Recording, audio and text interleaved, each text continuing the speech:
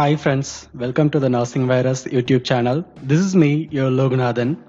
Today I am going to make the discussion regarding the midwifery and gynecology related MCQs, where I have done more reviews in the past 10 years question papers and I have made this presentation. I hope so. This will help you out more in your exam preparations. Do subscribe on Nursing Virus channel if you not yet done. And don't forget to click the bell icon and like button so you don't miss any videos. Here we'll make this presentation some more interesting. I have made some kind of rules. First one, there will be a 25 MCQs on each part. You will have 10 seconds to answer each question after reading the questions and 4 options. If you want additional time, you can pause the video and think more to give the answers. You can calculate your score by yourself. If you have doubts, you can write in comment box. Here we'll go. First question. The type of pelvis most favorable for normal vaginal delivery is A. Platyploid, B. Gynecoid, C. Anthropoid, D. Android.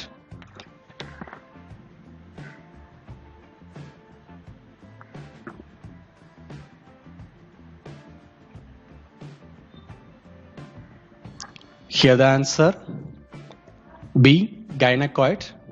So the gynecoid is the normal female pelvis. The inlet is well rounded. This is the most ideal pelvis for the childbirth. And as well the other options like an platyploid is the kind of an flat type pelvis, and C. Anthropoid is a kind of ape-like pelvis or oval shaped, and D. Android, it is a male type of pelvis or wedge-shaped pelvis. Second question. The umbilical cord or the terms contain A. 2 arteries and 2 veins, B. 2 veins and 1 artery, C. 2 arteries and 1 vein, and D. 1 artery and 1 vein.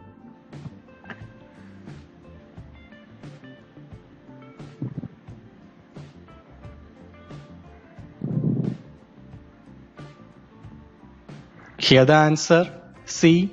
2 arteries and 1 vein. On the picture you can see it's a kind of an always remember that your face, you have 2 eyes and 1 mouth. So that is a 2 eyes you consider as the umbilical artery and 1 mouth you consider as the 1 vein. So easily you can remember. 3. Dark purplish discoloration and congestion of vulva and vaginal mucous membrane is termed as A. Hegar signs, B. Chadwick sign, C. Osiander sign, D. Goodell signs.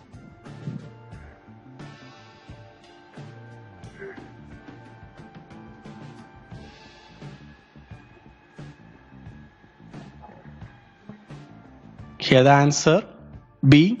Chadwick signs. The other explanation for the options, A. Hegar sign mean that is a compressibility of isthmus on the bimanual examination, and B. Chadwick sign is the congestion of pelvis cause bluish or dark purplish discoloration of vagina and as well cervix, and Osiander sign that is a pulsation in lateral vaginal ornink, and Goodell sign that is the cyanosis or the softening of cervix. 4. A permanent cessation of menstruation at the end of reproductive life is called as A. Thelarchy, B. Menarche, C. Menopause, D. Precocious puberty.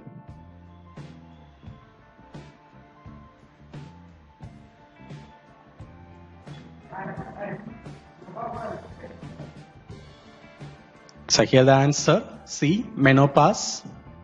So other explanation options, the thelarchy mean the first sign of puberty, that is nothing, that is a breast buds in case of females, and menarche, that is onset of the menses, that is a starting period, and menopause, that is a permanent cessation of menses, that is nothing, that is a permanent stoppage of the menstrual cycle, and precocious puberty, the puberty occurring at an unusual early age, that is a prepubertal age period, that is before 14 years or 13 years.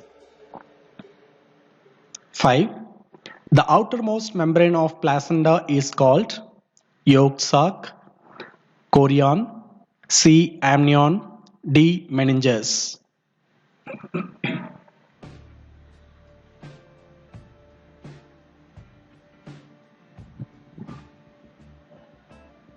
So here the answer B. chorion. The explanations are the yolk sac attached outside the developing embryo and is connected to the umbilical cord by the yolk sac. On the yellow color area you can see that will be always connected with the outer side of the placenta. And chorion, the outermost fetal membrane around the embryo, you can see the outside the fetus area. Here you can see. And amnion, the innermost layer of the placenta, so that just over the placental area you can see. And meninges, it is not related with the placenta actually, that is a membranous coverage over the brain and spinal cord. And sixth one, which is the only immunoglobulin transport through the placenta to fetus? A. IgD, B. IgM, C. IgG, D. IgH.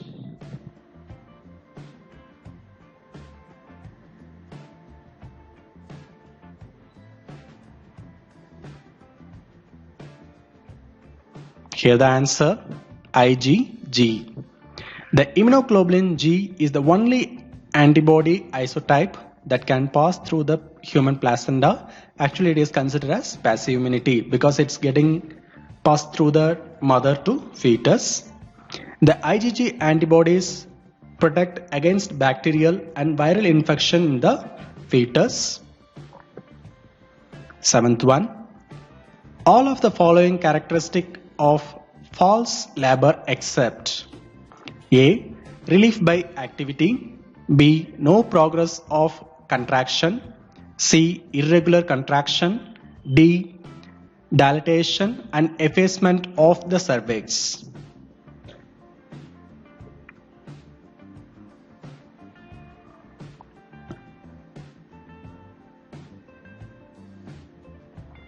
Here the answer D. Dilation and effacement of the cervix. So the false labor is nothing where the mother does not have the true labor, that is that most effective contraction to expel the baby. The difference between true and false labor is that the false labor is also known as Brockton-Hicks contraction that will not dilate the cervix.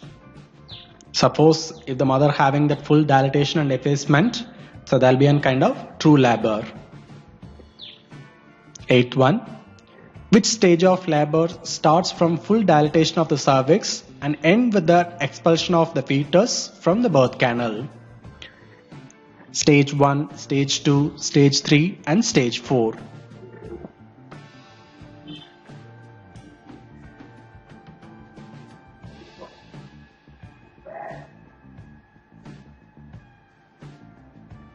Here the answer is B, second stage.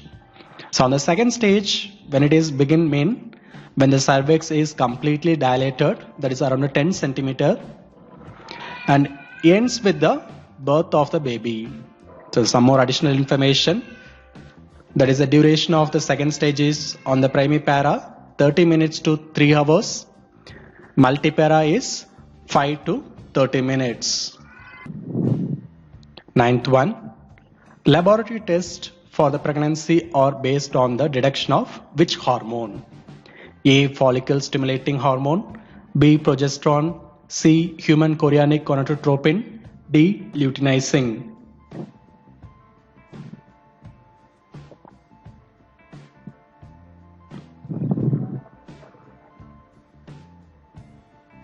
So here the answer C. Human chorionic gonadotropin. So here the explanation is the pregnancy test detects the hormone that is called as HCG. This hormone is produced by the placenta from the time at which the embryo attached to the uterus. So it is the eliminated hormone from that fetus that can be eliminated through the urine. One, inadequate intake by the pregnant woman of which vitamin can cause the neural tube defect? A. Niacin, B. Thiamine, C. Folic acid, D. Riboflavin.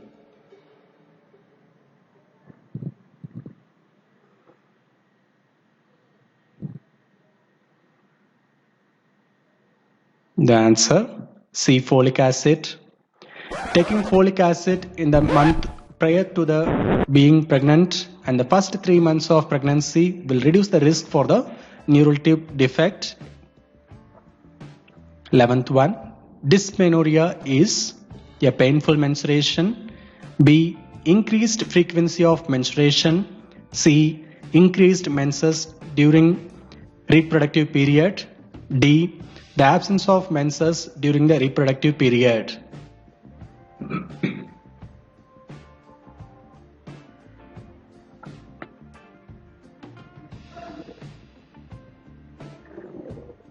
Here the answer A, painful menstruation. The explanation for that all the option. A, painful menstruation mean dysmenorrhea. B, increased frequency of menstruation mean polymenorrhea. Increased menses during reproductive period, that means in between the menses period, that is a menometorrhea. The absence of menses during the reproductive age group, that is called as amenorrhea, that is a completely absence. 12. Nurse's main priority assessment while caring for the client having spontaneous abortion. A. Hemorrhage, B. Hypertension, C. Dehydration, D. Subinvolution.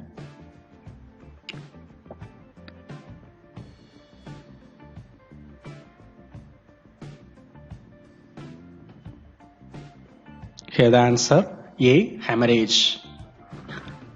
The expulsion or extraction from its mother of an embryo or the fetus weighing 500 gram or less than that when it is not capable of independent survival. So the hemorrhage is most commonest problem during that spontaneous abortion period. 13. Syphilis is caused by A. Chlamydia trachomatis, B. Neisseria gonorrhecus, C. Haemophilus vaginalis, D. Treponema pallidum.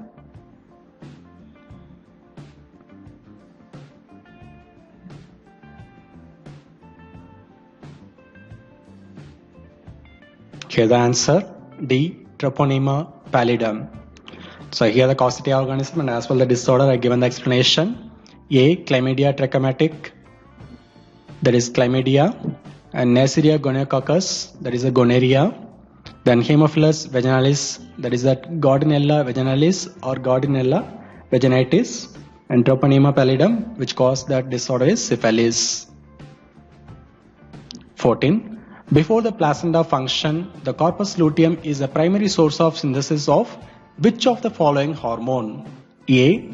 D4 and DSH, B. Estrogen and progesterone, C. Cortisol and thyroxine, D. LH and FSH.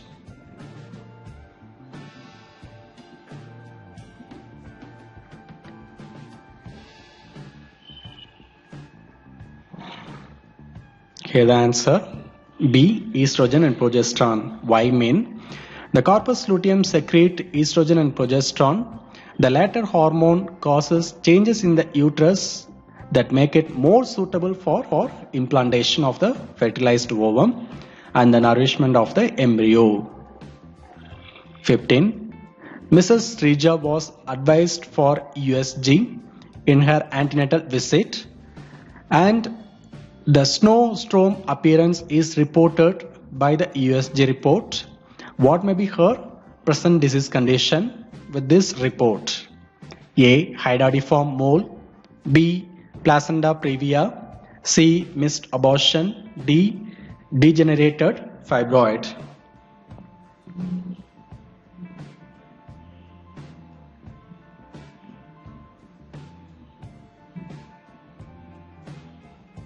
Here the answer A.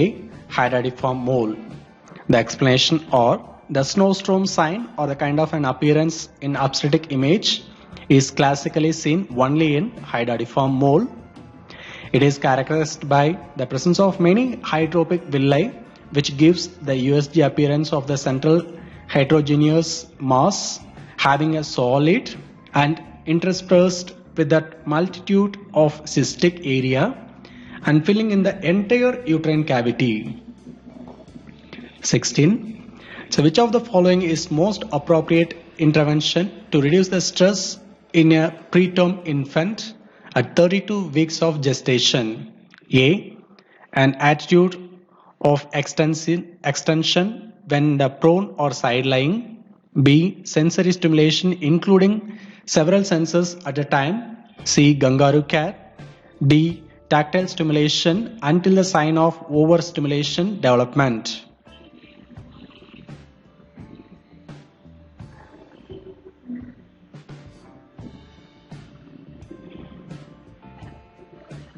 Here the answer C. Kangaroo care. Because when the baby were born before the 32 weeks of gestation, the environmental stimulation can be prevented by providing the proper kangaroo care. So the kangaroo care can be provided by any one of the person. 17. Oligohydramnios is related which of the following condition? A. Renal agencies. B. Esophageal atresia. C. Anencephaly. D. Down syndrome.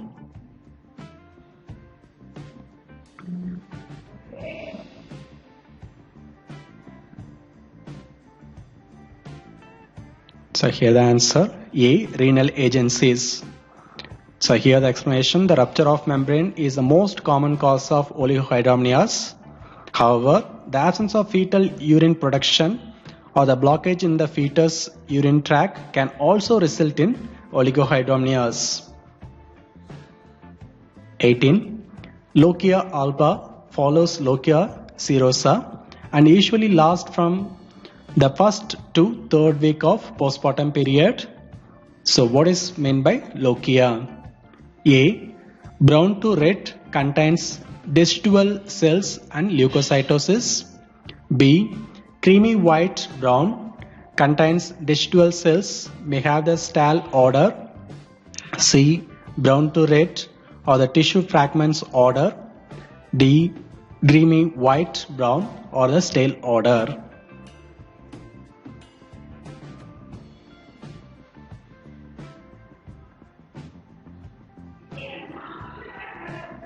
The answer B. Creamy white brown contains decidual cells, may have the stale odor. That is a normal characteristic of that Lochia. 19th one. A 22 years old Meha comes to the doctor because of missed menstrual period. She has hypothyroidism for which she takes thyroxine tablet. She has an artificial heart valve for which she takes Codamine, and she recently started tetracycline for acne, and urine human chorionic gonadotropin is positive. So which of the following medication should the patient continue to take that during the pregnancy period? A. Tetracycline.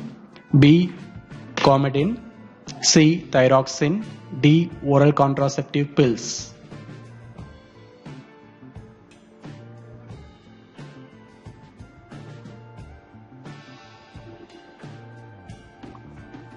The answer C. Thyroxine. A. Tetracycline during the second and third trimester of pregnancy can discolor the unborn baby, developing milk teeth. And C. Coumadin. It should be avoided at least during the first trimester because it may used to cause tetragenicity, and from about 2 to 4 weeks before delivery to reduce the risk of hemorrhagic complication. And thyroxine actually that one of the safest drug to administer during the pregnancy. And oral contraceptive pills. Very little evidence that exposure to that hormone in the birth control pills can cause the birth defect. Actually, they did not say anything regarding this option. So go with the option C, thyroxine. 20. Small for gestation age and large for gestation age infants have polycythemia because of hypocalcemia, B. hypoglycemia, C. hypoxia, D. hypothermia.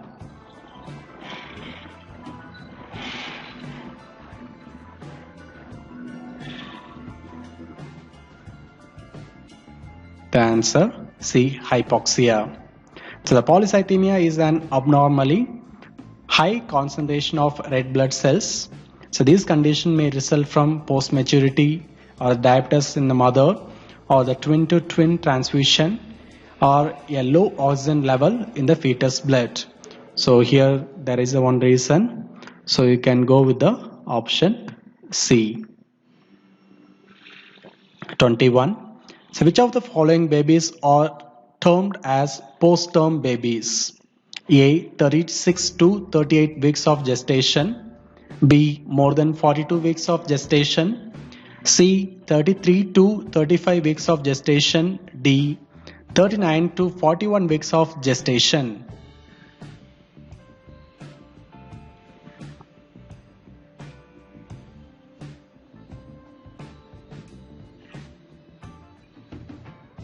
So here the answer B. More than 42 weeks of gestation. Any babies born after 42 weeks of gestation or 294 days past the first day of the mother's last menstrual period, that less than that 6% of the babies were born at 42 weeks of gestation or later period. 22. Which of the following is not true about mastitis? A. It is an infection of the connective tissue of the breast. B. Duct ectasia is the most common cause of non-lactational type. C. It can be of lactational or non-lactational type. D. It present with no nipple discharge and cyclical pain.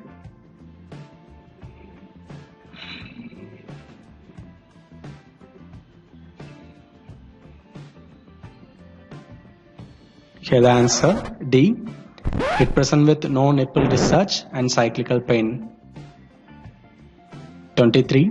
So which of the following is not true about premenstrual syndrome? A. It occurs during that last half of menstrual cycle. B. It resolved with the onset of menstruation. C.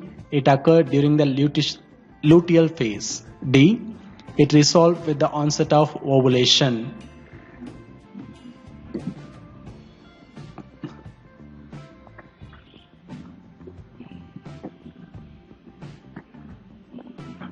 Here the answer D.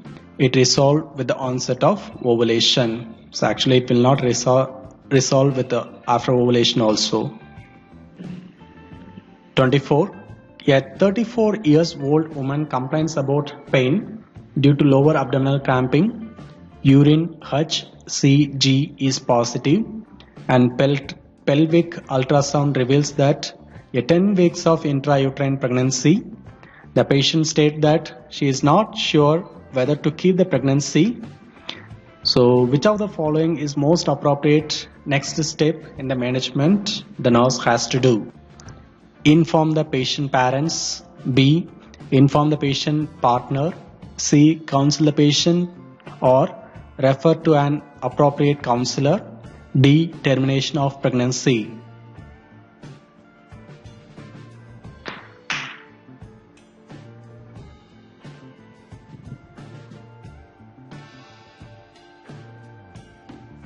The answer C. Counsel the patient or refer to an appropriate counselor. 25. Which of the following is not a common cause for vaginitis? A. Salmonella. B. Trichomonas. C. Candidias. D. Gardnerella.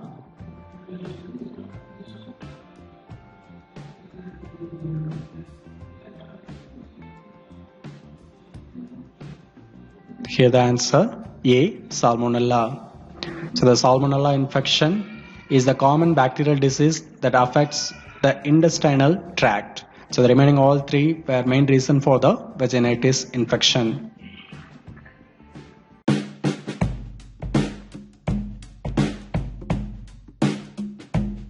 Thank you for watching this video. If the video is informative, subscribe my channel and like and share the video. You can write your comments too.